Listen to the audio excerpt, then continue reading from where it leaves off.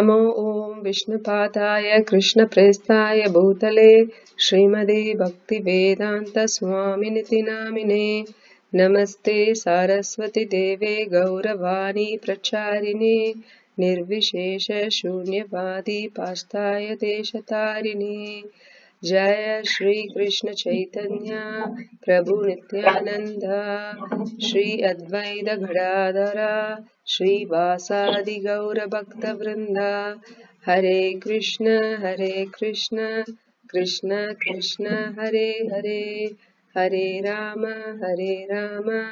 Ram Ram Hare Hare Hare Krishna. So நம்ம AC பக்தி வேதாந்த சுவாமி பிரபுபாதர் இஸ்கான் அகில உலக கிருஷ்ண பக்தி இயக்கத்தின் ஸ்தாபக ஆச்சாரியர் அவரோட மொழிபெயர்ப்பு பொருளுரை பகவத்கீதை உண்மையறுவல் அப்படிங்கிறத பார்த்துட்டு வரோம். இப்ப 4வது அத்தியாயத்துல இருக்கும். ஸோ ஏற்கனவே 2 ஸ்லோகங்கள் முடிச்சிட்டோம். இப்போ 3வது ஸ்லோகம் போறோம்.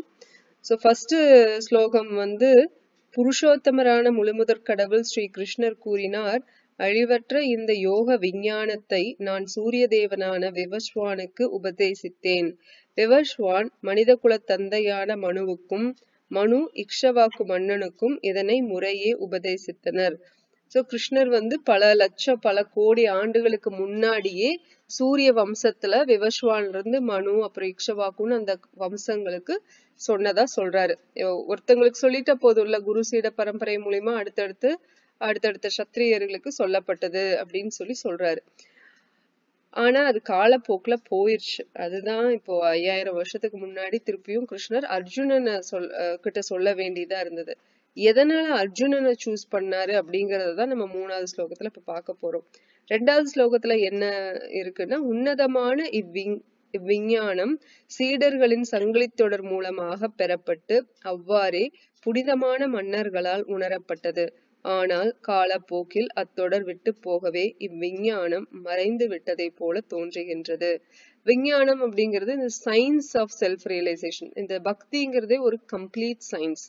இப்போ சயின்டிஸ்ட் எல்லாம் என்ன பண்றாங்க, மோஸ்ட்லி நான் சொல்றேன், எல்லாத்தையும் நான் சொல்லல, பட் நிறைய பேர் இந்த அறிவாளிகள் அப்படின்னு அகாடமிக்கெல்லாம் நான் சொல்றத பௌதீக ரீதியா அறிஞர்கள் இருக்காங்க, இந்த விஞ்ஞானிகள் இருக்காங்க, பெரிய பெரிய அறிஞர்கள் எல்லாம் என்ன பண்றாங்கன்னா அது நாத்திகமா மாறிட்டு வர்றாங்க. இது இந்த காலத்துல மட்டும் இல்ல, ஆதி காலத்துல இருந்தே இது பொருந்தும். அப்ப அவங்க மாயாவாத பிலாசபி கொடுக்கறது, பிரம்மவாதி பிலாசபி, அதுக்கப்புறம் இந்த நாத்திகம் இதெல்லாம் சொல்றது. அதாவது பகவானே இல்லைன்னு சொல்றது, இல்லைன்னா பகவான் ஒளியில மட்டும்தான் இருக்காருன்னு சொல்றது, இல்லைன்னா பகவானுக்கு ரூபமே இல்லைன்னு சொல்றது. இந்த மாதிரி ஒரு முழுமையான ஒரு தத்துவத்தை படிக்காம இல்ல கேட்காம அவங்களே ஒரு ஸ்பெகுலேட்டிவ் கன்க்ளூஷனுக்கு வந்துடுறது. இதுவா இருக்கும் அதுவா இருக்கும் அப்படின்னு சொல்லிட்டு அவங்க வந்துடுறது அந்த கன்க்ளூஷனுக்கு. அது மட்டும் இல்லாம மத்தவங்களுக்கும் அதை பரப்புறது.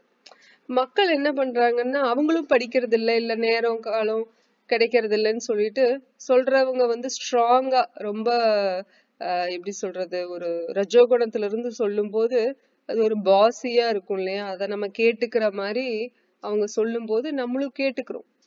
அப்போ நம்ம அதை எதிர்த்து பேசுறதோ இல்ல நம்ம ரெஃபரன்ஸ் கேட்கறதோ கிடையாது. அப்படியா நீங்க சொல்றீங்க, ஓகே, பகவான் இல்ல, கடவுளுங்கிறது ஒண்ணும் இல்ல, எல்லாமே ஆகாயத்திலிருந்து வந்துச்சு, இல்ல பூமியில ஏதோ ஒரு பிக் பேங் தியரின்னு சொல்லுவாங்க பாருங்க, ஒரு பேங்னு ஒண்ணு சத்தம் வந்துச்சு, அதுக்கப்புறம் ஆட்டோமேட்டிக்கா இந்த உலகம் பிரபஞ்சம் எல்லாம் தோன்றல் ஆயிடுச்சு அப்படிம்பாங்க. ஸோ இதையெல்லாம் நம்ம கேள்வி கேட்கறது கிடையாது. அது எப்படி ஒரு பிக் பேங் மூலியமா உலகம் வரும், பிரபஞ்சம் வரும், உயிர் அணுக்கள் வரும், எப்படி ஜீவாத்மாக்கள் வருது, உடல் இருக்கு, இந்த உடல் தான். இப்போ ஒருத்தங்க இதுதான் சித்தப்பா, இது பெரியப்பா, இது மாமா அத்தைன்னு சொல்றாங்க. அந்த உடல்ல வச்சு இந்த ரிலேஷன்ஷிப் சொல்றாங்க. அந்த உடலை விட்டு அந்த ஆத்மா போனதுக்கு அப்புறம் அந்த உடல் இதுதான் சித்தப்பா பெரியப்பான்னு அவங்க வச்சுக்கிறது இல்லையே. அப்படி இருக்கிறவங்க அந்த ஆத்மாங்கிறது உடல்ங்கிறது ஒண்ணு அப்படின்னா அப்ப அந்த உடலை அவங்க வச்சிருக்கணுமே. ஆனா அந்த உடல் அது ஜடப்பொருளா மாறிடுது இல்லையா. அந்த ஆத்மா வெளியில போனதுக்கு அப்புறம் அந்த உயிர் பிராணவாயு இல்ல, அந்த உயிர் காற்று இல்ல இல்லையா, அந்த ஆத்மா இல்லைங்கும் போது இது எல்லாமே ஷட் டவுன் ஆயிருது பாடி. அப்ப அந்த பாடி என்ன பண்றாங்க, அதை வச்சுக்கிறது கிடையாது, அதை டிஸ்போஸ் தான் பண்றாங்க. கரெக்டா, அந்த உறவுங்கிறது அந்த இடத்துல அவ்வளவுதான் முடிஞ்சிருது. ஆமா, நினைவுகள்ல வேணா அந்த உறவுகள் தொடரலாமே ஒழிய அந்த பிசிக்கலா அந்த உறவுகள்ங்கிறது அந்த இடத்துல முடியப்படுது இல்லையா?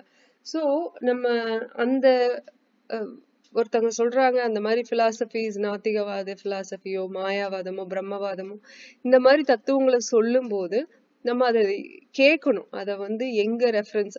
அப்புறம் இன்னொன்னு, பகவத்கீதையே பல வெர்ஷன்ஸ் ஆஃப் பொருளுரை இருக்கு இல்லையா? கமெண்டேட்டர்ஸ் நிறைய இருக்காங்க, ஒன்னு ரெண்டு இல்ல, நிறைய கமெண்டேட்டர்ஸ் அவங்கவுங்களோட இஷ்டத்துக்கு கொடுக்கும் போது, அவங்களோட கண்ணோட்டத்துல கொடுக்கும் போது, இப்போ 6ன்னு ஒண்ணு எழுதி இருக்கு, இந்த பக்கம் சைடு இருந்து பார்த்தா 9 மாதிரி இருக்கும், அந்த பக்கம் சைடு இருந்தா 6 மாதிரி இருக்கும் இல்லையா? ஆனா அது உண்மையா என்ன அப்படிங்கறத அந்த எழுதுனவங்க கிட்ட கேட்டு, அதை எழுதுனவங்க படிச்சவங்க கிட்ட கேட்டாதான் நமக்கு தெரியும். சோ நம்மளா ஒரு கருத்தை ஸ்பெகுலேட் பண்ணாம குரு சீட பரம்பரை மூலியமா நம்ம கேட்டு தெரிஞ்சுக்கிட்டாதான் இந்த ரகசியம் எல்லாம் நமக்கு தெரிய வரும், பகவத ரகசியம் எல்லாம். இப்ப பகவத்கீதையே யாருக்கு குவாலிஃபைடு, யாருக்கு தகுதி இருக்கு அப்படிங்கறது இப்ப நம்ம 3வது ஸ்லோகத்துல சொல்லுவோம். சரி, நான் படிக்கிறேன், ரிப்பீட் பண்ணுங்க. ச ஏவாயம் மயா தேத்ய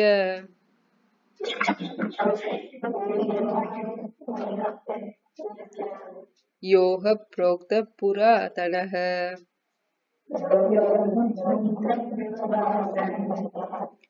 வக்தோசி மே சகா சேதி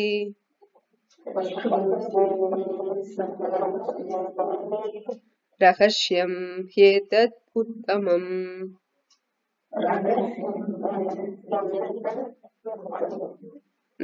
யாராவது படிக்கிறீங்களா மாதாஜி?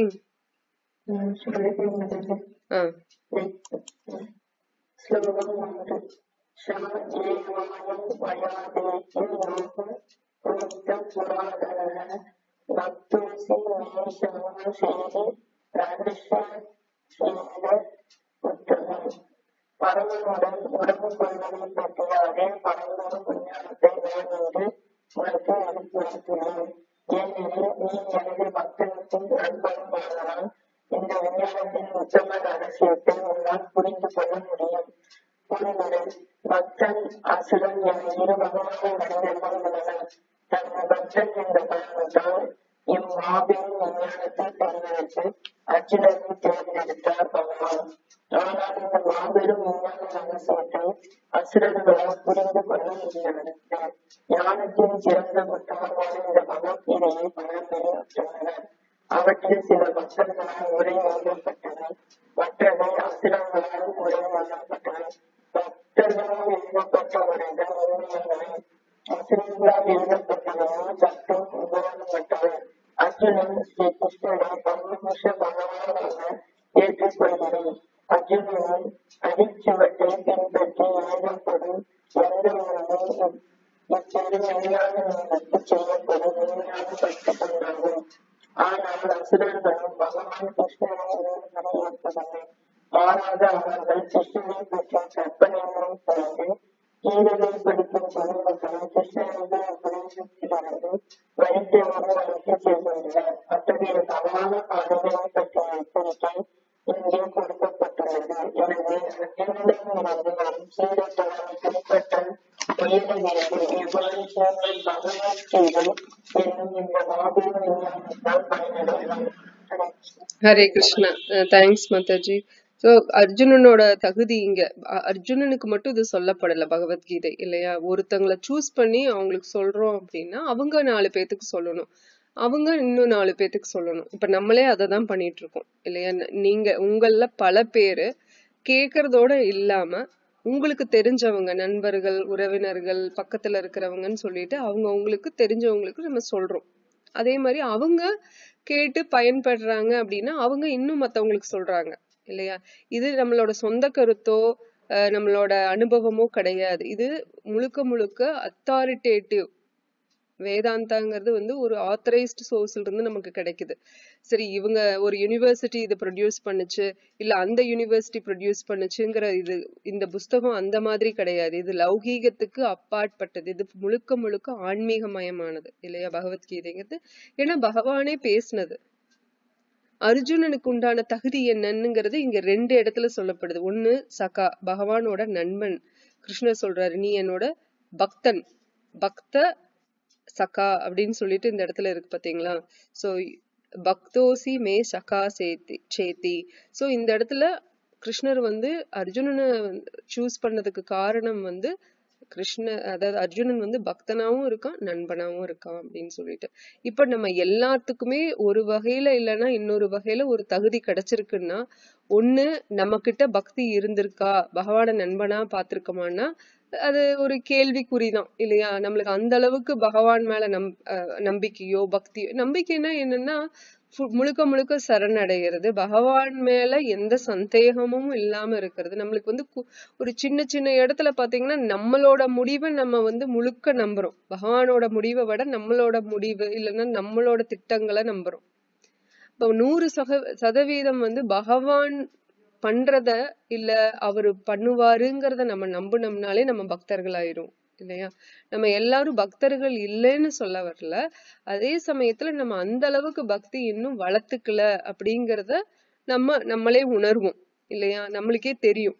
ஏன்னா நம்ம இன்னும் அந்த சரணாகதியில இன்னும் நம்ம எல்லாருமே ஓரளவுக்கு திணறிட்டு தான் இருக்கும். அந்த முழுக்க 100% அவர்கிட்ட சரணாகதி கொடுத்துட்டோம்னா, இப்போ ஒரு பக்தர் வந்து எதுவுமே யோசிக்காம எல்லாத்தையுமே பகவான் கிட்ட விட்டுட்டு தனக்கு அடுத்த வேலைக்கு என்ன அப்படிங்கறத கூட யோசிக்கிறது இல்ல, நம்ம அந்த மாதிரி இருக்க முடியறது இல்லை இல்லையா.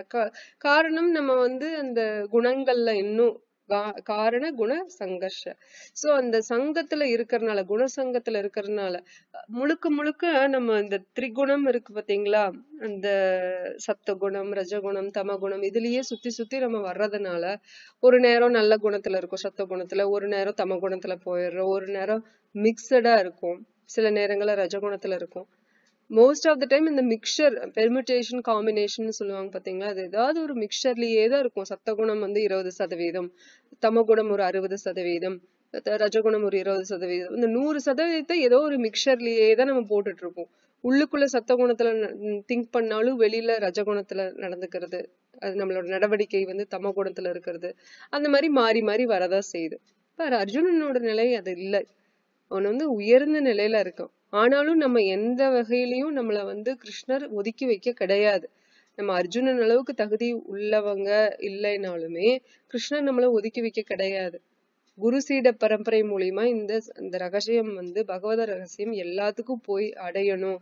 அவங்க எல்லாருமே இந்த அகல பாதாளத்துல போய் விழுகாம, இந்த நரகங்கள்ல போய் விழுகாம இல்லையா, சொர்க்கமாகட்டும் நரகமாகட்டும் அதுல போய் விழுகாம பகவான் பக்தி தொண்டுல வந்து அவங்க சந்தோஷமா இருக்கணும். ஒரு ராஜா இருக்காரு அப்படின்னா அந்த ராஜா வந்து ஒரு மக்களை போய் பார்க்க போறாரு, சில பேர் சங்கடப்படுறாங்க, கஷ்டப்பட்டுட்டு இருக்காங்க, நிலை வந்து ரொம்ப மோசமா இருக்குன்னா ராஜா என்ன சொல்லுவார், வா என்னோட அரண்மனைக்கு வா, எனக்கு உதவியா இரு, நான் உனக்கு வேணுங்கிறத உனக்கு கொடுக்குறேன். ஒரு முறை வந்து ஜெகநாதர் வந்து ஜெகநாதர் லீலையில இது வரும் பூரியில, அங்க வந்து ஜெகநாத் புரின்னு சொல்லுவோம் இல்லையா, அந்த இடத்துக்கு வந்து ஒரு பக்தர் குடும்பம் வந்து போறாங்க. அவங்க வந்து தொலை தூரத்துல இருக்காங்க, அவங்களுக்கு குழந்தைங்க ஒரு 3 4 5 குழந்தைங்க இருக்கும் போல. அந்த மனைவி வந்து தன்னோட கணவன் சம்பாரிச்சுட்டு வரல, அது ரொம்ப ஒரு எப்படி சொல்றது வறட்சியான நிலையோ என்னமோ, வெள்ளமோ இல்ல வறண்டு நிலையோ சம்திங், அது ஒரு ஸ்கார்சிட்டி, உணவு எதுவும் கிடையாது. இவரு போய் யாசகம் கேட்டு போனாலும் குடுக்கறக்கும் அவங்க கிட்டயும் கிடையாது. அந்த மாதிரி ரொம்ப ஒரு பஞ்சம் நிறைந்த சூழ்நிலையில இருக்காங்க. அப்போ இந்த அம்மா சொல்றாங்க, எப்படி சுதாமாக்கு வந்து இவரு குஷேலன் இருக்காரு இல்லைங்களா, அவரோட நேம் வந்து சுதாமா, அவருக்கு எப்படி மனைவி வந்து போய் அனுப்பிச்சு வைப்பாங்க, நீ கிருஷ்ணர் உன்னோட நண்பன் தானே, நீ போய் கிருஷ்ணர் கிட்ட கேளு அப்படின்னு சொல்லி மனைவி தன்னோட கணவன் கிட்ட சொல்லி அனுப்பிச்சு வைக்கும் போது சுதாமாக்கு என்னன்னா தனக்கு எதுவும் வேணும்னு கேக்குறதுக்கு அவருக்கு அபிப்பிராயம் கிடையாது. ஆனா கிருஷ்ணர்கிட்ட போய் ஒரு தரிசனம் பார்த்துட்டு வரணும், அவர்கிட்ட போய் அவர் எப்படி இருக்காருன்னு பாக்கணும், அந்த ஒரு ஆசையிலையும் ஏக்கத்திலையும் தான் போவாரே தவிர அந்த அந்நிய அபிலாஷிதா சூன்யம், எந்த ஒரு மோட்டிவேஷன் அல்டீரியர் மோட்டிவேஷன் ஒண்ணுமே கிடையாது, எந்த உள்நோக்கமும் கிடையாது, எந்த லௌகீக ஆசைகளும் கிடையாது சுதாமா போகும்போது. ஆனா போகும்போது கூட தங்கிட்ட ஒண்ணும் இல்லைன்னா கூட அந்த சிப்ட் ரைஸ்ன்னு சொல்லுவாங்கல்ல, போகா அவுல், அதை எடுத்துட்டு போறாரு கொஞ்சம், அதுவும் கடன் வாங்கி எடுத்துட்டு போறதா சொல்லப்படுது இல்லையா. அப்ப அத கூட ஏன் எடுத்துட்டு போறாரு, அது ஒரு கல்ச்சர் இல்லையா, அது ஒரு பண்பாடு. நம்ம ஒருத்தரை பார்க்க போறோம் அப்படின்னா கை வீசிட்டு போக கூடாது, ஏதாவது கொடுக்கணும் அப்படிங்கிறது. அப்ப அந்த ஏழ்மையில கூட அந்த பண்பாடை ஃபாலோ பண்ணி தன்னோட நண்பனை பார்க்கணும், முன்முதற் கடவுளான கிருஷ்ணரே இருக்காரு நம்ம கிட்ட, லக்ஷ்மி தேவி கூடவே இருக்காங்க, ருக்மிணி தேவியா இருக்காங்க, சோ அவங்கள போய் பார்க்கணும். முக்கியமா கிருஷ்ணர் அந்த பக்தியில அந்த அன்புல இல்லையா, அந்த சக்கிய ரசத்துல அவர் போறாரு. அதே போலதான் இந்த மனைவி வந்து இந்த கணவன் கிட்ட, கணவர் சிறந்த பக்தர், ஜெகநாதரோட பக்தர், நம்ம ஜெகநாத் புரிக்கு போலாம். அதுக்கு முன்னாடி இவரு சொல்லுவாரு ஆக்சுவலா, இந்த அம்மா வந்து இது பண்ணிட்டே இருப்பாங்க, இன்சிஸ்ட் பண்ணிட்டே இருப்பாங்க, நீ போங்க எங்கேயாவது போய் யார்கிட்டயாவது நீங்க உதவி கேட்டு பணமோ பொருளாவோ வாங்கிட்டு வாங்க, இல்லைன்னா நம்ம குழந்தைகள்லாம் பசியில செத்துரும் அப்படின்னு சொல்லவும், சரி என்னோட நண்பன் வந்து ஜெகநாத் புரியில இருக்கான், அவன்கிட்ட ரொம்ப நல்ல வசதி இருக்கு, நம்ம வேணா அவன்கிட்ட போய் கேட்கலான்னு சொல்லவும், இதையே நீங்க முதல்லயே சொல்லல, நம்ம ஃபர்ஸ்டே போய் கேட்டிருக்கலாமே அப்படிங்கும் போது, இல்ல அதை ஏன் தொந்தரவு பண்ணணும்னு நான் சொல்லல, இப்ப வேணா நம்ம போலாம் அப்படின்னு. இவருக்கு ஜெகநாதரோட தரிசனம் பார்க்கணும்னு ரொம்ப ஆசை இந்த பக்தருக்கு. அதனால இது ஒரு காரணமாவும் சொல்லிட்டு நம்ம எல்லாரும் குடும்பத்தோட போலான்னு போவாரு. அப்ப போகும்போது இரவு நேரம் வந்துரும். அப்போ நைட்டு வந்து அவங்களுக்கு சாப்பிடறதுக்கு ஒண்ணும் கிடைக்காது இல்லையா, அது ரொம்பவே ஜாமமாயிரும். அந்த சமயத்துல இவரு வந்து சரி ரொம்ப ஜாமம் ஆகாது, பட் நைட் டைம் ஆயிரும், லேட் ஆயிருச்சு, இவர் போய் பார்க்கலாம், ஜெகநாதரை தரிசனம் பண்ணலான்னு இவங்களை எல்லாம் வந்து பின்னாடி பக்கம், கோயிலுக்கு பின்னாடி பக்கம் இந்த மாட்டு தொழுவம் இருக்குல்ல அந்த சைட்ல இவங்களை எல்லாம் இருக்க சொல்லிட்டு இவரு போய் முன்னாடி தரிசனம் பார்த்துட்டு வரலாம், அங்க போய் பகவான சந்திக்கலாம்னு சொல்லிட்டு போவாரு. அப்ப போகும்போது எல்லாம் இந்த செக்யூரிட்டி கார்டு இருப்பாங்க இல்லையா, அவங்க எல்லாம் விரட்டிட்டு இருப்பாங்க, டைம் வந்து க்ளோசிங் டைம் சம்திங் அந்த மாதிரி, அந்த தர்ஷனம் க்ளோஸ் ஆகுது. பட் ஜெகநாதர் வந்து க்ளோசிங் டைமே கிடையாது, 1 மணி நேரம் தான் க்ளோஸ் பண்ணுவாங்க. ஒரு நாளைக்கு 23 மணி நேரம் திறந்துதான் இருக்கும். அந்த 1 மணி நேரம் க்ளோஸ் ஆகுறது எதுக்கு அப்படின்னா, அந்த தேவி தேவர்கள் வந்து தரிசனம் பண்ணுவாங்க அப்படின்னு சொல்லப்படுது. இதுல ஒரு முறை இல்லை, இது ரெகுலரா வந்து விபீஷணன், ராவணனோட தம்பி விபீஷணன் வந்து தரிசனம் பண்ணிட்டு ரெகுலரா வந்து தரிசனம் பண்ணிட்டு போறதாவும் சொல்லப்படுது. விபீஷணனோட ஒரு முறை வளையல் விழுந்துருச்சு அப்படின்னு சொல்லிட்டு, அந்த வளையலே வந்து பாத்தீங்கன்னா ஒரு ஜெய்ஜாண்டிக்கா ஒரு பெரிய சக்கரம் மாதிரி இருக்கும். அவங்க எல்லாம் பெரிய மனுஷங்களா தானே இருப்பாங்க, ரொம்ப டாலா. நம்ம ஏற்கனவே சொன்ன மாதிரி சத்தியோகத்துல வந்து 1,00,000 வருஷம் வாழ்றாங்க, திரேத்த யுகத்துல 10,000 ஆண்டுகள் வாழ்றாங்க, துவாபர யுகத்துல 1000 ஆண்டுகள் வாழ்றாங்க, மேக்சிமம் லைஃப் டைம். நம்மளோட இதுல வந்து கலியுகத்துல வந்து 100 வருடங்கள் வாழ்றாங்க மேக்சிமம்.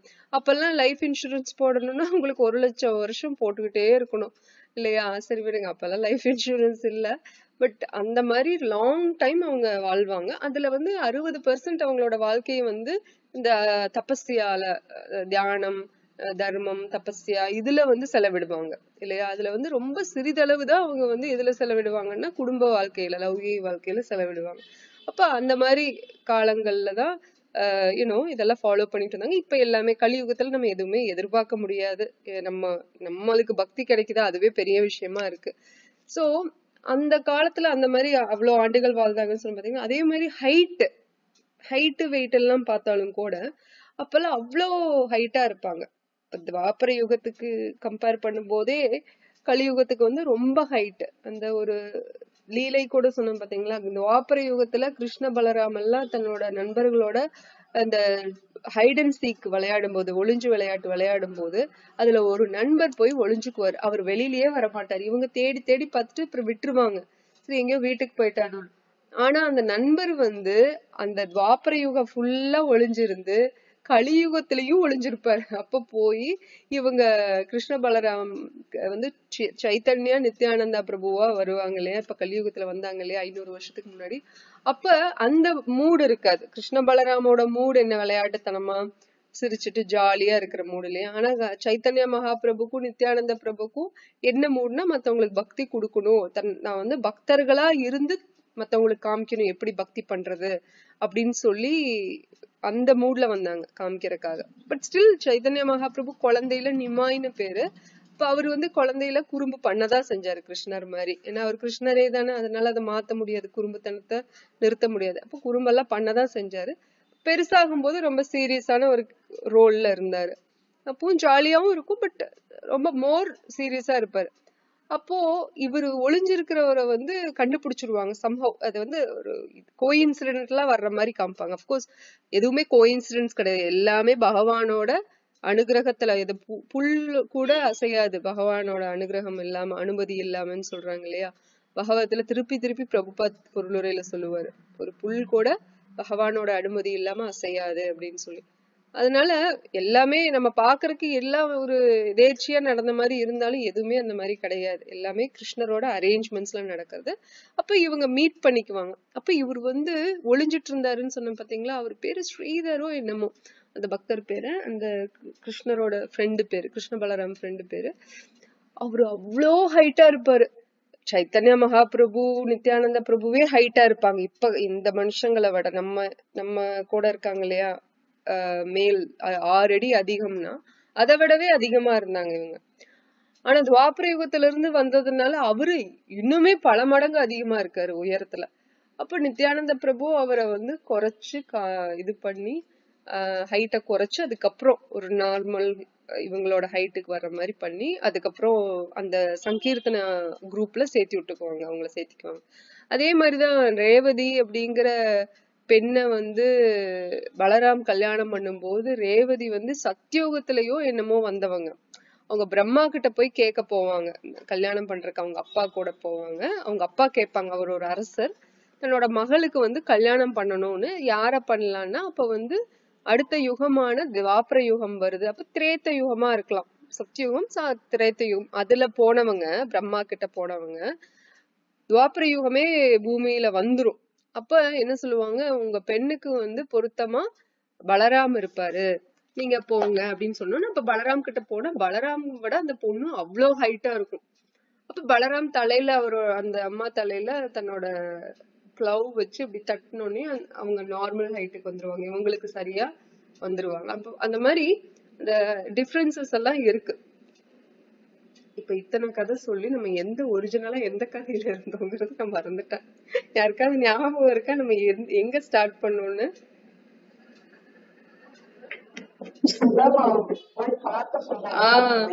கரெக்ட் மாதாஜி. சுதாமாவோட ஸ்டோரி மாதிரி நம்ம ஜெகநாத் புரிக்கு போற இந்த ஃபேமிலி ஸ்டோரி சொல்ல வந்தோம் இல்லையா. அப்ப அவங்க போறாங்க, அந்த இடத்துல வந்து இவரு மனைவி குழந்தைகள் எல்லாம் பின்னாடி பக்கம் விட்டுட்டு இவரு முன்னாடி போறாரு தர்சனம் பாக்குறதுக்கு. அந்த செக்யூரிட்டி கார்ட்ஸ் யாரும் விடல. அப்ப விடலன்னொன்னே இவரு எல்லாம் கம்பி இது குச்சி வச்சு இது பண்ணோடனே கூட்டமா இருக்கும், இவருனால உள்ள போக முடியல, வந்துடுறாரு திரும்பியும். அப்ப மனைவி கேக்குறாங்க, என்னாச்சு, உங்களோட நண்பரை பாத்தீங்களான்னு. இல்ல, அவரு வந்து உள்ள ரொம்ப பிஸியா இருப்பாராட்டிருக்கு, முன்னாடி இருக்கிற செக்யூரிட்டி வந்து விடல அப்படிங்கும். என்ன உங்களோட நண்பர்னு சொல்றீங்க, உங்களை விடலையா, என்னது இது, நீங்க சொல்லலையா நீங்க நண்பர்னு? இல்ல வேணாம், நம்ம காலையில பாத்துக்கலாம், அவங்களும் ரெஸ்ட் எடுக்கட்டும், நம்மளும் காலையில பாத்துக்கலாம் ரெஸ்ட் எடுத்துட்டு, இப்ப குழந்தைகள் எல்லாம் பசியில இருக்காங்களேன்னொன்னையும் இந்த கஞ்சி தண்ணி ஊத்துவாங்கல்ல, சாப்பாட்டு கஞ்சி தண்ணி வந்து ஜெகநாத் புரியில உங்களுக்கு நிறைய பேத்துக்கு தெரிஞ்சிருக்கும். அவங்க 54 முறை நெய்வேத்தியம் பண்ணுவாங்க இல்லையா. அப்போ சாதங்கள்லாம் வடிக்கிறதுல அந்த கஞ்சி தண்ணி வரும் போல அத வந்து மாட்டு தொழுவத்துல பசுமாட்டுகளுக்கு ஊத்துவாங்க. சோ அதுல இருந்து உடைஞ்ச ஒரு சட்டி எடுத்து அத கொஞ்சம் எடுத்துட்டு வந்து இவங்களுக்கு அதான் கொடுப்பாரு இந்த பக்தர், தன்னோட மனைவி குழந்தைகளுக்கு. அவங்களுக்கு வேற வழி இல்ல, பசியில இருக்காங்க, லாங் டிராவல் வேற. லாங் டிராவல்னா நடந்துதான் வரணும், பிளைட்டோ ட்ரெயினோ அதெல்லாம் கிடையாது, நடந்தேதான் வந்திருக்காங்க, ஒரு ஃபியூ டேஸ் நடந்து வந்திருக்காங்க இல்லையா. அதுல வேற அலுப்பு. சரி இதுதான் இருக்கு, வேற வழி இல்ல, பசியில ருசி தெரியாதுங்கிற மாதிரி அவங்க அதை குடிச்சுக்கிறாங்க. குடிச்சுட்டு அந்த மயக்கத்துல அந்த டயர்ட்னஸ்லயும் அந்த பசி கொஞ்சம் ஆறுனதுலயும் அவங்க தூங்கிடுறாங்க நல்லா. அப்ப தூங்கினதுக்கு அப்புறம் ஒரு பிராமணர் வந்து தங்கத்தட்டுல ஒரு பிரசாதங்கள் எல்லாம் நிறைய வச்சு, ட்ரை ஸ்நாக்ஸ் இருக்கும் இல்லைங்களா, எப்பவுமே வந்து ஜெகநாத் புரியில அந்த ஸ்டோர் ரூம் இருக்கும் இல்லைங்களா, அங்க வந்து பகவானுக்கு ரெடியா இந்த ட்ரை ஸ்நாக்ஸ் வச்சிருப்பாங்க, இந்த லட்டு முறுக்கு அந்த மாதிரி ட்ரை ஸ்நாக்ஸ் எப்பவும் ரெடியா இருக்கும். இந்த ஃப்ரெஷ்ஷான ஃபுட்டு வந்து குக்டு ஃபுட் பாத்தீங்கன்னா குழம்பு இல்ல பருப்பு சாதம்னா அது கெட்டுரும் இல்லையா. பட் இது வந்து எப்பவுமே கெடாத மாதிரி இருக்கும் ஸ்டோர் ரூம்ல. அந்த ட்ரை ஃப்ரூட்ஸ் நட்ஸ் அந்த மாதிரி இருக்குமா இருக்கும். ஸோ இதெல்லாம் வந்து ஒரு பெரிய பலகார தட்டுல நிறைய போட்டு தங்கத்தட்டுல ஒரு பிராமணர் எடுத்துட்டு வந்து இவரை கூப்பிடுறாரு. இந்த பக்தரோட பேர் சொல்லி அவரோட ஊர் சொல்லி கூப்பிடுறாரு. ஃபர்ஸ்ட் பேர் சொல்லி கூப்பிடவும் இவர் முழிக்கிறாரு. பட் இந்த ஊர்ல நம்மள யாருக்கு தெரிய போகுது, நம்மளை கூப்பிட்டு மாட்டாங்க, வேற யாராவது இருக்கும் அப்படின்னு சொல்லி அவரு படுத்துக்கிறாரு. திருப்பி இவரோட பேரு சொல்லி ஊர் சொல்லி வந்திருக்கியே, நீ இங்க இருக்கியே நல்லா தெளிவா சொல்லவும் அப்பதான் இவருக்கு ஒரு ஆச்சரியமா இருக்கும். யாரு இது நம்மளை கூப்பிடுறாங்கன்னு உடனே எந்திரிச்சு பார்க்கும்போது அங்க பிராமணா கை காமிச்சு இங்க வா அப்படின்னு சொல்லவும் இவர் போறாரு. பலகார தட்டு கொடுக்கவும் இத போய் சாப்பிடுங்க, நீங்க குழந்தைய மனைவியோட வந்திருக்க, போய் இதெல்லாம் சாப்பிட்டு ஓய்வு எடுத்துக்கோங்க, பகல்ல உங்களை வந்து உங்க நண்பர் பாப்பாரு. இவருக்கு ஆச்சரியமா இருக்கும், என்னது இது அப்படின்னு. அப்ப இருங்க நான் தட்டு தரேன்னு, இல்ல பரவாயில்ல நான் வாங்கிக்கிறேன் அப்படின்னு சொல்லிட்டு அவர் போயிடுறாரு. ஆக்சுவலா அவர் பகவானே தான் பிராமணா மாதிரி வந்து கொடுத்திருக்காரு. இவரு தன்னோட குடும்பத்துல எல்லாத்தையும் எழுப்பி விட்டு சாப்பிட வைக்கிறாரு. பசியில அவங்க இருந்தவங்க எல்லாம் எந்திரிச்சும் அவ்வளவு சந்தோஷமா சாப்பிடுறாங்க பிரசாதத்தை. சாப்பிட்டு புடிச்சிட்டு இவரு தட்டத்தை எல்லாம், இந்த தங்க தட்டத்தை எல்லாம் கழுவிட்டு அவரோட வேஷ்டிக்குள்ள பத்திரமா போறாரு. அந்த அந்தனர் இல்ல, அதனால திருப்பி வந்துட்டு இவரு சரி காலையில குடுத்துக்கலான்னு இதுல வைக்கிறாரு, தன்னோட வேஷ்டிக்குள்ள வைக்கிறாரு. அப்ப அந்த வழியா பார்த்தவங்களுக்கு அது ஏதோ மினுமினுன்னு தெரியறத மட்டும் பார்த்திருக்காங்க. அடுத்த நாள் ஒரே பரபரப்பு, கோயில்ல திருட்டு போயிருச்சு, தங்கத்தட்டை காணோம் அப்படின்னு. அப்ப இவரு பார்த்தவர் ஒருத்தர், இவர்கிட்ட இருந்தது நான் பார்த்த தங்கம் மாதிரி ஏதோ ஜொலிச்சுது அப்படின்னு இவங்க கிட்ட வந்து சர்ச் பண்ணும்போது இவர்கிட்டதான் இருக்குன்னு தெரிஞ்சு இவரை சிறைச்சாலையில போட்டுடுறாங்க. அப்ப இவருக்கு ரொம்ப வருத்தமாயிருது. என்ன பகவானே ஜெகநாதா, உன்னை பாக்குறதுக்காக வந்த நாங்க ரொம்ப கஷ்டப்படுறோம், சாப்பாட்டுக்கும் கூட இல்லாம கஷ்டப்படுறோம், உன்னை பார்த்து நம்ம அந்த தர்ஷனம் எடுத்துட்டு உங்ககிட்ட ஆசீர்வாதம் வாங்கி ஏதாவது உதவி கேட்கலான்னு வந்தா இப்படி ஒரு சிரமத்துல போட்டுட்டியே, உன்னைதானே நம்பி வந்தேன்னு ஒரு முழுக்க முழுக்க சரணாகதியில இருக்காரு. ஆனா இந்த புலம்பல் இருக்கு ஆட்டோமேட்டிக்கா, தன்னோட குழந்தைங்க மனைவி எல்லாம் கஷ்டப்படுறாங்களே அப்படின்னு சொல்லிட்டு. அப்போ உடனே அந்த அரசு யாரு வந்து அந்த ராஜா கைது பண்ண சொன்னாரோ அவரோட கனவுல போய், நீ முதல்ல விடுவி, என்னோட பக்தன் வந்திருக்கான், அவனோட குடும்பம் எல்லாம் வந்திருக்கு, அவனை ரிலீஸ் பண்ணு, நான் தான் கொண்டு போய் அவனுக்கு தங்கத்தட்டுல பிரசாதம் கொடுத்தான், அவன் பசியில வந்திருக்கான்னு சொல்லி கனவுல வந்ததுக்கு அப்புறம் அவரு உடனே ராஜா போய், அப்புறம் நீ அது மட்டும் இல்ல அவனுக்கு ராஜ மரியாதை செலுத்தி உன் கூட வச்சுக்கோ, அவங்க குடும்பத்தை அவங்களோட வாழ்க்கை ஃபுல்லா நீ பாத்துக்கணும் அப்படின்னு சொல்லவும் இவரு ராஜா உடனே போய் அவரு பகவான் என்ன ஜெகநாத் சொன்னாரோ அதே மாதிரி இவரு ரொம்ப ராஜ மரியாதையோட ஜெயில இருந்து கூட்டிட்டு வந்து அவரோட ராஜாங்கத்துக்கு பக்கத்திலேயே ஒரு வீடு கட்டி அவருக்கு கொடுத்து, தன்னோட குடும்பத்தை நீ நல்லா, அதாவது அந்த பக்தர்கிட்ட சொல்லி உன்னோட குடும்பத்தை நீ பாத்துக்கிறதுக்கு உண்டான எல்லா வசதிகளையும் நான் ஏற்பாடு பண்றேன், நீ பகவானுக்கு சேவையில புடிச்ச சேவையில ஈடுபடு அப்படின்னு சொல்லி எல்லா வசதிகளையும் செஞ்சு கொடுத்துறாரு. அவங்களுக்கு அவ்வளவு சந்தோஷம். இதை கேட்டுட்டு நமக்கு ரொம்ப ஆச்சரியமாகும் இல்ல. நான் இதை ஃபர்ஸ்ட் டைம் கேட்கும்போது எவ்வளவு ஆச்சரியம். சோ ஒரு வகையில நம்ம ஆச்சரியப்படுறதுக்கு ஒண்ணும் இல்லை, பகவான் கிட்ட சரணடைஞ்சா அவர் எல்லாமே கொடுப்பாரு, இது நம்ம ஆச்சரியப்படுறதுக்கு இல்ல. இருந்தாலும் அது எப்படி பாருங்களேன், இப்ப ராஜா கிட்ட நான் அந்த அனாலஜி சொல்ல வந்தேன் பாத்தீங்களா, ஒரு ராஜா வந்து ஒருத்தர் ஏழை பிரஜை வந்து கஷ்டப்படுறான்னா, நீ வா எங்கிட்ட வந்து ஒரு வேலை செய், நான் உனக்கு உனக்கு இது ஹெல்ப் பண்றேன், உன்னை நான் பாத்துக்கிறேன், உனக்கு வாழ்நாள் பூரா என்ன தேவையோ அதை நான் கொடுக்குறேன், நான் சொல்றத நீ செஞ்சுட்டு அப்படின்னு சொல்லல. அப்படித்தானே ராஜா, நல்ல ராஜா சொல்லுவாங்க, நல்ல ஒரு லீடர் அப்படித்தானே ஒரு ஏழை பிரஜைகளை பாத்துக்குவாங்க. அதுதான் கிருஷ்ணரும் பண்றாரு. பகவத்கீதை போல பல பல வேதங்களை கொடுத்து, பகவத்கீதையே போதும் நமக்கு, பகவத்கீதை ஸ்ரீமத் பாகவதம் 2 போதும். அதான் இவரு பிரபுபாதனும் சொல்றது, நம்ம ரொம்ப அலசி ஆராயணுங்கிற அவசியம் இல்லை. இது 2 ரெஃபரன்ஸா வச்சுட்டு நம்ம வாழ்க்கையை நடத்தினாலே அதுவே பெரிய விஷயம், அதுவே நம்மள கிருஷ்ணர்கிட்ட கூட்டிட்டு போயிரும், வேற எந்த சந்தேகமும் இல்லை. அப்போ கிருஷ்ணர் என்ன சொல்றாரு பகவத்கீதையிலன்னா, திரும்ப திரும்ப இதுதான், நான் சொல்றத கேட்டு நடந்துக்கோ, எனக்கு சேவை பண்ணு, என்கிட்ட சரணடை, அவ்வளவுதான். சர்வதர்மன் பரித்யஜ்ய மாம் ஏவிகம் சரணம் பிரஜ அகம் துவம் சர்வ பாபேபியம் மோக்ஷயாமி மா சுஜக. திரும்ப திரும்ப கிருஷ்ணர் சொல்றது அதுதான், என்கிட்ட முழுசா சரணடை. இந்த 80% சரணடைகிறது, 55% சரணடைகிறதுனா நான் அந்த அளவுக்கு தான். தாமம் பிரபத்யந்தி தாம் ஸ்தைவ பஜாமியகம், எந்த அளவுக்கு நீ என்கிட்ட சரணடைறியோ அந்த அளவுக்கு நான் உனக்கு ரெஸ்பான்ஸ் பண்ணுவேன் அப்படின்னு சொல்றாரு. ஏன் அப்பாதானே, கிருஷ்ணர் அப்பாதானே, நான் 50% சரணடைஞ்சா ஏன் அவர் 100% நம்மளுக்கு உதவி செய்யக்கூடாதுன்னா, ஏன்னா நம்ம தகுதியை வளர்த்துக்க மாட்டேங்கிறோம் இல்லையா. இப்ப அர்ஜுனன் தகுதியை வளர்த்துக்கிட்டதுனால கிருஷ்ணர் ஆட்டோமேட்டிக்கா ஃபர்ஸ்ட் ஹேண்டா கிருஷ்ணர் அர்ஜுனன் கிட்ட பகவத்கீதை கொடுக்குறாரு இல்லையா? ஆனா எந்த குறைச்சலும் இல்ல.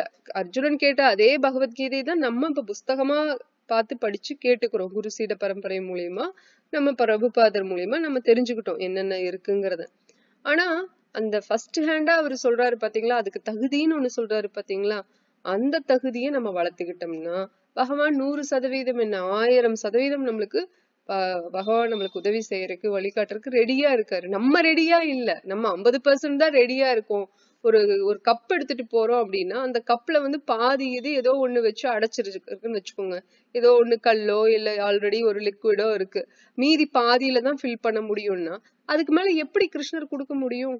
நம்ம அக்செப்ட் பண்ணிக்கிறதுக்கு நம்ம ரெடியா இல்லையே இல்லையா? அதுதான் இப்ப கிருஷ்ணர் சொல்றதெல்லாம் நமக்கிட்ட அவர்கிட்ட முழுசா சரணடைஞ்சிட்டு அவர் ஃபுல் அண்ட் ஃபுல் நம்மள டைரக்ட் பண்ணுவாரு. நம்ம அதுக்கு ரெடியா இல்ல. இப்ப இந்த இடத்துல பிரபுபாதர் சொன்ன மாதிரி அசுரர்கள் தேவர்கள் அல்லது பக்தர்கள்னு 2 வகை இருக்கு கூட்டம் இல்லையா? நம்ம பாக்குற எல்லாமே பார்த்தோம்னா இப்ப கலியுகத்துல பார்த்தா நம்ம பாக்குறதுக்கு எல்லாருமே மனுஷ ரூபத்துல இருந்தாலும் ஆனா மனசுக்குள்ள அசுர குணங்கள் எல்லாத்துக்கும் ஒரு பெர்சன்டேஜ் அளவுல இருந்து வர்ற போக இருக்கதான் செய்யுது. அது முழுக்க முழுக்க சாத்வீகமா மாறணும்னா நம்ம இருக்கிற இடம், கேக்குற விஷயங்கள், பழகிற ஆட்கள், படிக்கிற புஸ்தகங்கள், பாக்குற விஷயங்கள் எல்லாமே என்னவா இருக்கணும்? சாத்வீகமா இருக்கணும், சுத்த சத்துவமா இருக்கணும், பகவத ரிலேட்டடா இருக்கணும். இல்ல நான் வந்து ஒரு 50% ஆஃப் த டே வந்து நான் பக்தியில இல்லாத விஷயங்களை பண்ணுவேன், லௌகீக விஷயங்களை பண்ணுவேன், அப்பதான் எனக்கு வந்து கொஞ்சம் போர் அடிக்காம இருக்கும் அப்படின்னு நம்ம விட்டுட்டோம் அப்படின்னா இப்ப அந்த 50%ல நம்ம எந்த அளவுக்கு எடுத்துக்க முடியும் நம்மளால? நம்மளுக்கு 50% தான் நம்ம கொடுக்குறோம் அப்படின்னா நம்மளோட மைண்டு, நம்மளோட புத்தி, மனம், புத்தி, அகங்காரம் இருக்கு இல்லைங்களா, அந்த சூட்சும சரீரமான அந்த மனம், புத்தி, அகங்காரம் அது ரெடியா இருக்கணுமே. அதுக்கு ட்ரைனிங் வந்து 100% ஆஃப் த டே நம்ம ட்ரைனிங் கொடுத்தாலே அது கொஞ்சம் தான் அப்சர்வ் பண்ணும், ரெடியா இருக்கும் பக்தி பண்றதுக்கு. ஏன்னா கலியுகத்துல ஃபுல் அண்ட் சுத்தி சுத்தி பாத்தீங்கன்னா நம்மள வந்து மயக்கிற மாதிரி விஷயங்கள் தான் அதிகமா இருக்கு இல்லையா? நம்மளுக்கு டிவி ஆகட்டும், சினிமா மால் ஆகட்டும், தியேட்டர் ஆகட்டும், இல்ல ஷாப்பிங் மால் ஆகட்டும், ஏதோ ஒரு விஷயங்கள் நம்மளை சுத்தி நம்மள வந்து மயக்கிற மாதிரி இருந்துகிட்டே தான் இருக்கும். ஒண்ணுமே இல்லையா? புஸ்தகங்கள் கூட நம்மள மாயையில தள்ளுற மாதிரி புஸ்தகங்கள் ரெடிமேடா இருக்கு. நம்ம போய் பகவத்கீதையை மெனுக்கிட்டு தான் வாங்கணும். ஆனா இந்த ஃப்ரீயா கொடுக்குறாங்க நிறைய புஸ்தகங்கள் இருக்கு பாத்தீங்களா, இந்த சில பேப்பர் கூட, நியூஸ் பேப்பர் கூட வர்றதாகட்டும், இல்ல ஏதோ ஒண்ணு இந்த சினிமா ரிலேட்டடான புக்ஸ் ஆகட்டும், அதெல்லாம் நம்மளுக்கு ரெடிலி அவைலபிளா இருக்கும், எங்க போனாலும் கிடைக்கும். ஆனா பகவத்கீதை மாதிரி நம்மளுக்கு சாஸ்திரங்கள்லாம் சில இடங்கள்ல தான் கிடைக்கும். மனுஷியானம் சஹசிரேஷம். சோ 1000த்துல ஒருத்தங்கன்னு எப்படி கோடியில ஒருத்தங்க தான் பக்திய நாடியே போறாங்க. பக்தர்கள் ஆகுறது அதுலயும் ரொம்ப அபூர்வம்னு 7வது அத்தியாயத்துல கிருஷ்ணரே சொல்றாரு. சோ நம்ம எப்படியோ பகவானோட அனுகிரகத்தால, கிருஷ்ணரோட பக்தர்களோட அனுகிரகத்தால நம்மளுக்கு தகுதிய அவங்க வளர்த்தி விட்டுருக்காங்க அப்படின்னு தான் பிரபுபாதர் சொல்றாரு. பிரபுபாதர் கிட்ட கேக்குறாங்க அவரோட சிஷ்யர் ஒருத்தர், அப்ப வந்து எங்களுக்கு தகுதி இருக்கா, நாங்க வந்து போன ஜென்மங்கள்ல புண்ணியம் பண்ணியிருக்கோமா, அதனால எங்களுக்கு இந்த தகுதி வந்திருக்கா கிருஷ்ண பக்தி பண்றதுக்கு அப்படின்னா. ஏன்னா கிருஷ்ண பக்திங்கிறது பெரிய ரகசியம், எல்லாத்துக்கும் இது கிடைக்கிறது கிடையாது. அந்த தகுதி அவங்களுக்கு இருக்கணும், இல்லைன்னா தகுதியை யாராவது அவங்களுக்கு கொடுத்துருந்துருக்கணும். அப்ப பிரபுபாதர் சொல்றாரு, உனக்கு தகுதி இல்ல, அந்த தகுதியை நான் உருவாக்குனேன், அந்த கருணைய நான் உனக்கு உருவாக்கி கொடுத்தேன்னு சொல்றாரு. ஒரு முறை வந்து பிரபுபாதர் வந்து ஏன் இவங்கெல்லாம் பெரிய நித்திய பக்தர்கள்னா, அவங்க நம்மளுக்காக ஒரு சாதாரண மனிதன் மாதிரி வந்து சாதாரண ஆச்சாரியன் மாதிரி காமிச்சுக்கிட்டாலுமே அவங்க எவ்வளவு பெரிய மகாத்மாக்கள் அப்படிங்கிறது சில பல செயல்கள் மூலியமா நமக்கு தெரிய வருது. ஒரு முறை பிரபுபாதர் வந்து பின்லாண்ட்லயோ என்னமோ அவர் வந்து அந்த ஒருத்தர் வந்து பேசிட்டு இருக்காரு, பின்னிஷ் லாங்குவேஜ் சம்திங். அவர் பேசும்போது இவருக்கு வந்து இன்னொரு பக்தர் வந்து மொழிபெயர்த்து சொல்லிட்டு இருக்காங்க ஆங்கிலத்துல. அப்போ இவரு வந்து பதில் சொல்லிட்டு இருக்காரு ஆங்கிலத்துல. சோ அவருக்கு வந்து இப்படி மொழிபெயர்ப்பு இது போயிட்டு இருக்கு, இன்டர்பிரேட்டர் மாதிரி ஒருத்தர் இருக்காரு இடையில. பிரபுபாதர் சொல்றதையும் அந்த இன்னொரு பக்தர் சொல்றதும் வேற வேற லாங்குவேஜ் இங்கிலீஷ்ல மாத்தி கொடுக்கறதுக்கும் இன்னொரு பக்தர் இருக்காரு. அப்போ ஒரு கட்டத்துல வந்து இந்த பக்தர் பினிஷ்ல பேசுறவரு வந்து ஒரு பெரிய ஒரு தத்துவ ரீதியான ஒரு கேள்வியை கேக்குறாரு. அந்த கேள்வியே ரொம்ப நீளமா இருக்கு. அத முடிச்சு இவர் ஆங்கிலத்துல மொழிபெயர்க்கணும். அதுக்கு அவர் யோசிச்சுட்டு இருக்காரு, இது எப்படி மொழிபெயர்க்கலாம்னு யோசிக்கிறதுக்குள்ள பிரபுபாதர் டிரான்ஸ்லேஷன் பண்ணாமையே அந்த கேள்விக்கு பதில் சொல்ல ஆரம்பிச்சிட்டாரு. அப்ப நம்ம நினைச்சுக்கிறோம் இவங்கெல்லாம் அந்த ஆச்சாரியர்கள் எல்லாம் நம்ம கூட மனுஷங்களா சரிசமமா பழகிறதுனால அவங்களுக்கு அந்த அளவுக்கு எதுவும் பெரிய சக்தி இல்லைன்னு. அவங்க எல்லாம் வந்து சக்தி ஆவேஷ் அவதார் அப்படின்னு சொல்லி வர்றவங்க இவங்கெல்லாம், ஸ்ரீல பிரபுபாதர் எல்லாம். இப்ப அவங்களுக்கு வந்து நம்ம ஒரு லாங்குவேஜோ இல்ல மத்த விஷயங்களோ ஜியோகிராபிக்கல் விஷயங்களோ ஒரு கன்ஸ்ட்ரெயின்ட் கிடையாது. அதெல்லாம் ஒரு டிஃபிகல்ட்டி கிடையாது, கஷ்டம் கிடையாது. 69 வயசுல அவர் வந்து டிராவல் பண்ணி ஒரு இந்திய நாட்டுல இருந்து 69 வயசு ஆன ஒருத்தருக்கு புதுசான பழக்கங்கள் கத்துக்கணும்னா எவ்வளவு கஷ்டம். நம்மளே பாக்குறோம், நம்மளுக்கு இவ்வளவு வயசு ஆயிருக்குன்னா நம்ம சில விஷயங்கள் பக்தி ரீதியான விஷயங்கள் நம்ம உள்ள செலுத்துறதுக்கு கொண்டு வர்றதுக்கு ரொம்ப கஷ்டப்படுறோம். சில பேர் சுலபமா பண்ணிடுறோம், சில பேர் கஷ்டப்படுறோம் இல்லையா? இதே நம்மளுக்கு தெரிஞ்சவங்க கிட்ட நம்ம சொல்லும் போது இந்த விஷயங்களை பண்ணுங்க, இது உங்களுக்கு நல்லது, பக்தி ரீதியா இது ரொம்ப நல்லதுன்னு சொல்லும் போது கூட அவங்க ஏத்துக்கிறதுக்கு அவங்களுக்கு ரெடினஸ் வர மாட்டேங்குது, மனம் ஒத்துழைக்க மாட்டேங்குது. ஏன்னா அவங்க கிட்டத்தட்ட அவங்களோட பிறந்ததுல இருந்து இது வரைக்கும் ஒரு 60 ஆண்டு காலங்களோ 50 ஆண்டோ 70 ஆண்டு காலங்களோ அவங்க அதை பழகிட்டாங்க. அவங்க புதுசா போய் ஒன்ன கத்துக்கணும், அது நல்லதாவே இருந்தாலுமே அது அவங்களுக்கு எல்லா சௌகரியத்தையும் கொடுக்கும், பலனை கொடுக்கும், பிற்பலனையும் கொடுக்கும் அப்படின்னு நம்மளோட ஜெனரேஷன், நம்மளோட வாரிசு வம்சம் எல்லாத்துக்குமே நல்லது பண்ணி கொடுக்கும்னு தெரிஞ்சாலுமே அவங்க அதை பண்றதுக்கு ரெடியா இல்லை. அவங்க சின்ன தியாகம் பண்றதுக்கும் கூட ரெடியா இல்லை. வெங்காயம் பூண்டு அப்படிங்கிறது ஒரு சிறிய விஷயம்தான், அது நமக்காக தான் அதை நம்ம தியாகம் பண்றோம். தியாகம் கூட சொல்லக்கூடாது, ஏன்னா அது வந்து எப்படி சொல்றது, அது நமக்கு நல்லது இல்ல, அது சத்த குணத்துல இல்ல, ரஜகுணத்திலயும் இல்ல, தம குணத்துல இருக்கிற ஒரு உணவு பொருள். அதை உண்ணும் போது நம்மளும் தம குணத்துல ஆல்ரெடி இருக்கிற தம குணம் இன்னும் மோசமான தம குணத்துக்கு போகும். அப்ப பக்திங்கிற ஒரு விஷயம், நல்ல விஷயம் உள்ள வராமையே தடுத்துக்கிட்டு இருக்கும். அதனால ஆன்மீக ரீதியா நம்மளால முன்னேற முடியாது. தமகுணம் சார்ந்த விஷயங்கள், தமகுணம் சார்ந்த உணவுகளை உண்ணாதீங்க. எது சாப்பிட்டாலும் சரி, நீங்க வெறும் பால் தான் சாப்பிடுறீங்களா, தயிர் தான் சாப்பிடுறீங்களா, அத கூட நெய்வேத்தியம் பண்ணிட்டு சாப்பிடுங்க. பகவான் 3வது அத்தியாயத்துல சொன்னதை நம்ம பார்த்தோம். எதையுமே கிருஷ்ணருக்கு படைச்சிட்டு சாப்பிடும் போது நம்மளுக்கு அது ஒரு பியூரிபிகேஷன் அந்த இடத்துல நடக்குது, தூய்மை ஆகுது. அப்ப நம்ம அதை சாப்பிடும் போது நம்மளுக்கு மனம் தூய்மையாகுது. ஆகார சுத்தம், மனம் சுத்தம். அப்ப அது மனம் தூய்மையாக நம்மளால நல்ல விஷயங்களை ஏத்துக்க முடியும் எளிமையா. இல்லைன்னா ரொம்ப கஷ்டப்பட்டுட்டு தான் இருக்கணும். அப்ப இந்த பிறவியில அது முடியல அப்படின்னா அடுத்த பிறவியில தான் நம்ம அதை ட்ரை பண்றது கன்டினியூ பண்ணும். அடுத்த பிறவியில அதுக்கு நம்ம மனுஷனா பிறந்திருக்கணும். அந்த பக்திங்கிற சூழ்நிலையில நம்ம அந்த சூழல்ல நம்ம பிறந்திருக்கிறதுக்கு உண்டான ஒரு ஏற்பாடுகள் அங்க நடந்திருக்கணும் இல்லையா? சோ இந்த மாதிரி சின்ன சின்ன விஷயங்கள் தான். இப்ப நம்மளால கைவிட முடியாட்டி கூட நம்ம அதுக்கு முயற்சி செய்யறதுக்கு ஒரு முதல் கட்டமா நம்ம பகவான் கிட்ட ப்ரே பண்ணலாம், பிரார்த்தனை பண்ணலாம். இது நல்லது இல்லையா, இதெல்லாம் நான் விடணும், இந்த சில கெட்ட பழக்கங்கள் எங்கிட்ட இருக்கு, கோபமாகட்டும், பேராசையாகட்டும், பொறாமையாகட்டும், இந்த மாதிரி தேவையில்லாத உணவுகள் சாப்பிட்றதாகட்டும். ஏன்னா எண்ட் ஆஃப் த டே எல்லாருமே வந்து ஒவ்வொரு தனிப்பட்ட ஒரு ஆத்மாக்கள் இல்லையா?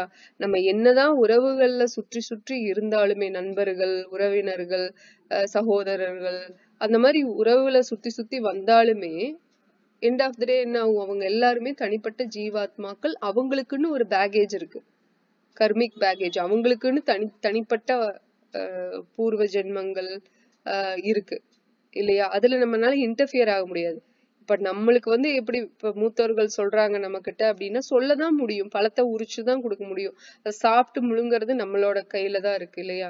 அது போல ஆச்சாரியர்கள் சொல்லி கொடுக்குறாங்க, பெரியவங்க சொல்லி கொடுக்குறாங்க அப்படின்னா நம்ம கிட்ட இருந்து இந்த கெட்ட பழக்கத்துல இருந்து நம்ம வெளியில வரணும் அப்படின்னா நம்மளால முடியல அப்படின்னா அவங்க சொல்றபடி கேட்கணும். அது முடியலைங்கும் போது நம்ம பிரார்த்தனைய கன்டினியூ பண்ணிட்டே இருக்கணும், அது மாறுற வரைக்கும். ஆரம்ப நிலையில ஏகாதசி விரதம்ங்கிறது ரொம்பவே சிரமமா இருந்தது.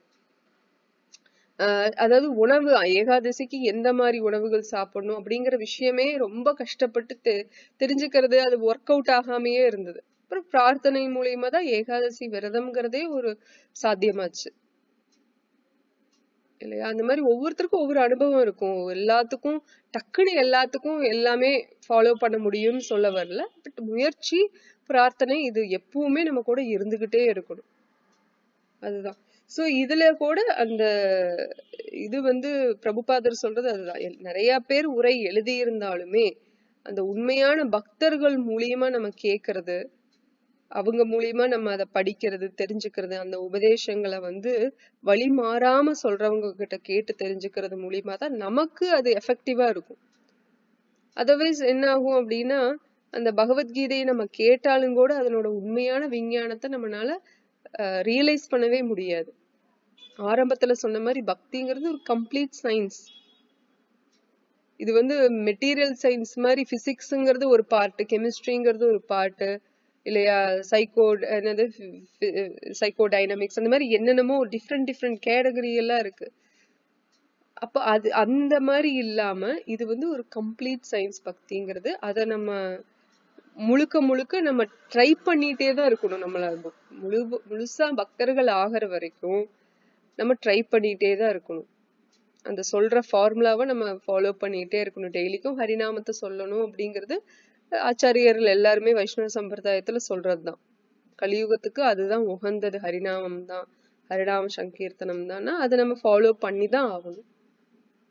பக்தி எதுல வேணாலும் வரலாம் அப்படின்னா அந்த நிலையில நம்ம மனநிலையில முதிர்ச்சி நிலையில இல்லாதனால நம்ம ஆச்சாரியர்கள் சொல்ற போல வைதிக பக்தி பண்றோம்.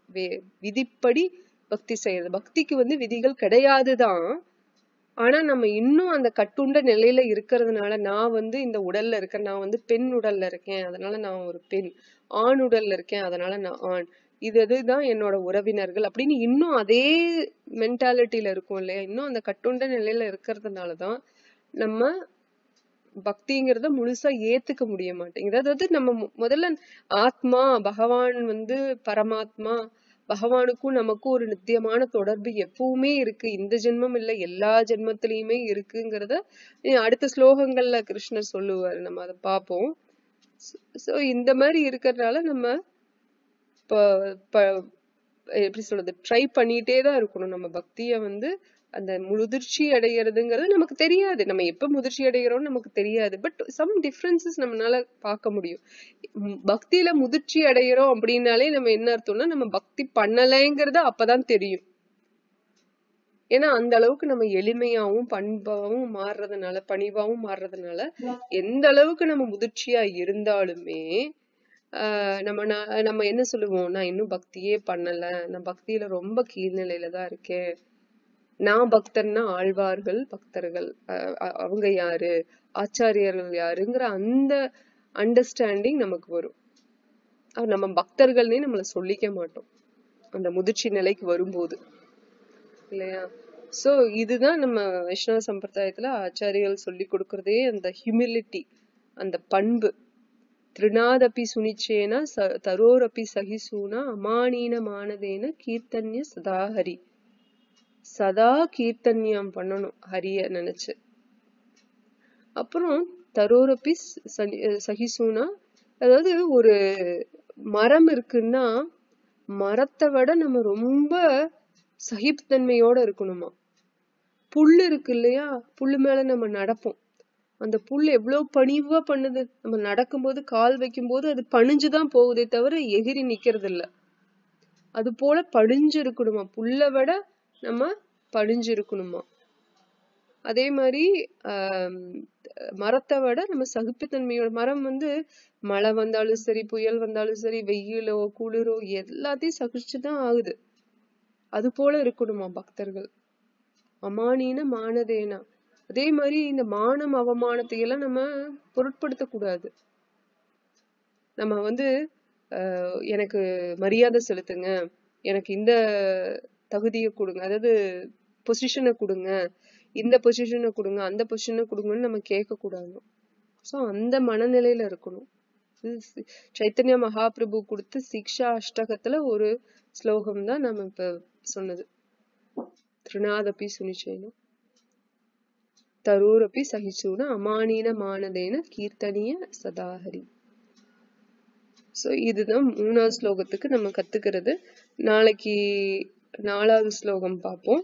இன்னைக்கு வந்து ஏகாதசி இல்லையா, அஜா ஏகாதசி இல்ல அன்னதா ஏகாதசின்னு சொல்லுவோம். இந்த ஏகாதசியில இந்த கதையை கேட்டா அவங்களுக்கு பண்ண பாவங்கள் அனைத்தும் போகும்னு சொல்றாரு கிருஷ்ணர் யுதிஷ்டர் கிட்ட. என்ன கதைன்னா அது சுருக்கமா சொல்றேன், நம்மளுக்கு இன்னும் கொஞ்சம் டைம் இருக்கு.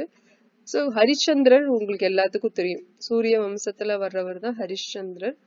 இவரு வந்து ரொம்ப சத்தியவான், இவரு ரொம்ப சத்தியத்துக்கு கட்டுப்பட்டவர். இந்த கதையை நம்ம ஏற்கனவே ஒரு முறை சொல்லியிருக்கோம், இருந்தாலும் சொல்றேன். ஒரு முறை விஸ்வாமித்திரர் அவரோட யாக பணியில இருக்கும்போது ஒரு சில தொந்தரவுகள் வரும். அதுல வந்து அதுக்கு காரணமா ஹரிச்சந்திரரும் இருந்தாரு, அந்த அரசரும் இருந்தாருன்னு ஒரு கணிப்புனால அவருக்கு சில தண்டனைகள் கொடுக்கப்படும். அதுல என்னன்னா விஸ்வாமித்திரர் வந்து இந்த தொந்தரவுக்கு வந்து நீ திருப்பி ரீபே பண்ணியே ஆகணும்னு என்ன நான் பண்ணணும் அப்படின்னா, நீ எல்லாத்தையும் என்கிட்ட விட்டு கொடுக்கணும், ராஜ்யத்தை எல்லாத்தையும் விட்டு கொடுக்கணும்னு. சத்தியவானா இருக்கிற அந்த ஹரிச்சந்திரன் வந்து சத்தியத்துக்கு கட்டுப்பட்டவர், எது தர்மமோ எது நியாயமோ அதை செய்யறவர். அப்ப இது என்ன பண்ணுவாரு ஹரிச்சந்திரர், அவரோட ராஜ்யத்தை எல்லாம் விட்டு கொடுத்துருவாரு. அப்ப இன்னும் அந்த பணம் பத்தாது.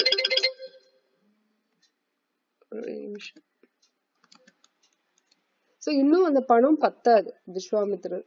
அப்போ இன்னும் நீ வேற ஏதாவது கொடுக்கணும் அப்படின்னு சொல்லி கடைசியில என்ன ஆகும்னா அவரோட மனைவி, தன்னோட மகன், அந்த மனைவி பேரு சில இடத்துல சந்திரமதின்னு இருக்கு, சில இடத்துல தாராமதின்னு இருக்கு, அப்புறம் பையன் ரோஹித் சபா, அந்த பையன், இவங்க எல்லாத்தையுமே கொடுக்க வேண்டிய நிலையில ஆயிரும், விற்க வேண்டிய நிலையில ஆயிரும். வித்து பணத்தை இவருக்கு விஸ்வாமித்திரருக்கு செலுத்திடுவார். அப்புறம் இவரையும் விற்க வேண்டிய சூழ்நிலை ஆயிரும், தன்னையே வித்து தனக்கு வந்த பணத்தை இவர் கொடுக்குற மாதிரி. அப்ப சண்டாலா அப்படிங்கிற ஒருத்தருக்கு, சண்டாலான்னா யாருன்னா நாய்களை சாப்பிடுறவங்க சண்டாலா, அது வந்து கீழ்குளம் அப்படின்னு சொல்லப்படுது வேத சாஸ்திரங்கள்ல, அந்த மாதிரி சொல்லப்படுது. அவங்களுக்கு போய் இவர் வேலை செய்யணும், சேவகனா இருக்கணும். அது என்ன வேலை அப்படின்னா, இந்த உடல் இருக்கு இல்லைங்களா, உயிர் போனதுக்கு அப்புறம் இந்த ஜட உடலை வந்து எரிக்கிறதுக்கு இருக்கும்ல அந்த மயானம், அந்த இடத்துலதான் இவருக்கு வேலை. என்ன வேலைன்னா அந்த ஆடைகளை எல்லாம் ரிமூவ் பண்றது, அதை எரிக்கிறது, அந்த உடலை எரிக்கிறது, அந்த மாதிரி வேலை. அந்த இடத்துல இது ஆல்ரெடி சோகமான நிலையில இருக்காரு அவரு. ரொம்ப எப்படி ராஜ்யத்தை விட்டு, மனைவியை விட்டு, குழந்தைய விட்டு, கடைசியில இந்த மாதிரி ஒரு நிலை அரசருக்கு அப்படின்னு அவரு தன்னைத்தானே நொந்துகிட்டு இருக்காரு. அந்த சமயத்துல தன்னோட மனைவி வந்து குழந்தை இறந்துருச்சுன்னு சொல்லிட்டு வராங்க. இப்ப அந்த இறுதி சடங்கு பண்றதுக்கு மயானத்துக்கு வர்றாங்க. அந்த சமயத்துல இவர் பணத்தை வாங்கிட்டு தான் பண்ணணும், ஏன்னா அந்த அதுதானே அந்த தர்மம், அந்த வேலை செய்யற ஆளுக்கு. சோ இந்த அம்மா கிட்ட எதுவுமே இருக்காது, பணமே இருக்காது. அப்போ அந்த அம்மா வந்து கணவனாச்சே கொஞ்சம் கருணை காமின்னா முடியாது, அவர் அழுதுட்டுதான் இருப்பாரு, சங்கடத்துலதான் இருப்பாரு, ஆனாலும் அந்த தர்மத்துக்காக அவரு கடுமையா நடந்துக்குவாரு. கடுமைனா லௌகீகமா பார்த்தா அது கடுமை, பட் சாஸ்திர ரீதியா அது கடுமை கிடையாது, அது கடமை. கடுமை இல்ல. இப்ப இவரு வந்து இல்ல நீ கொடுத்துதான் ஆகணும், அப்பதான் இந்த வேலையை நான் செய்வேன்னு சொல்லும் போது, தன்னோட தாலிதான் இருக்கு அதை கொடுக்கவானதுக்கு சரி கொடுன்னு சொல்லவும், இன்னுமே ரொம்பவே 2 பேரும் கணவன் மனைவி நொந்து போயிருவாங்க அந்த சூழ்நிலையில. அப்ப இவரு ரொம்ப மனசு வருத்தத்தோட இருந்து ஆண்டவன் நினைக்கும் போது, அப்ப கௌதம முனி அந்த இடத்துல வருவாரு, வந்து சொல்லுவாரு, ஏன் நீ சோகமா இருக்கீங்கன்னு நடந்தது சொல்லவும், நீ பண்ண புண்ணியத்துக்குதான் நான் ஆக்சுவலா உன்னை தேடி வந்தேன். நீ வர்ற ஏகாதசி, அன்னதா ஏகாதசின்னு ஒரு ஏகாதசி வரும் 7 நாள்ல. சோ நீ அந்த ஏகாதசி அப்போ விரதம் இருந்தீங்கன்னா, இரவு முழுக்க தூங்காம இருந்தீங்கன்னா உனக்கு வந்து திருப்பியும் பழையபடி எல்லாம் சரியாயிரும் அப்படின்னு சொல்லுவோம். அவரு அந்த ஏகாதசி விரதம் இருப்பாரு. அப்ப எல்லாம் சரியாயிரும் பழையபடிக்கு. அது ஆக்சுவலா தர்மராஜ் இருக்காரு இல்லைங்களா, அவரு யமராஜ், அவரு வந்து தேவி தேவர்கள், விஸ்வாமித்திரர் இவங்கெல்லாம் சேர்ந்து ஹரிச்சந்திரனோட சத்தியத்தை வந்து டெஸ்ட் பண்றதுக்காக இது ஒரு டிராமா மாதிரி பண்ணியிருப்பாங்க அப்படின்னு அப்புறம் தெரிய வரும்.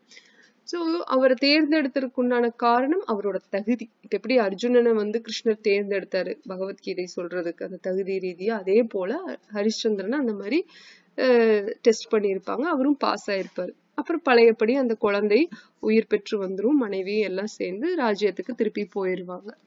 ஸோ இந்த கதையை கேட்கறவங்க நம்ம ஏகாதசி பிடிக்காட்டி கூட இந்த கதையை கேட்கறவங்களுக்கு அந்த பலன் இருக்கு அப்படின்னு சொல்லப்படுது.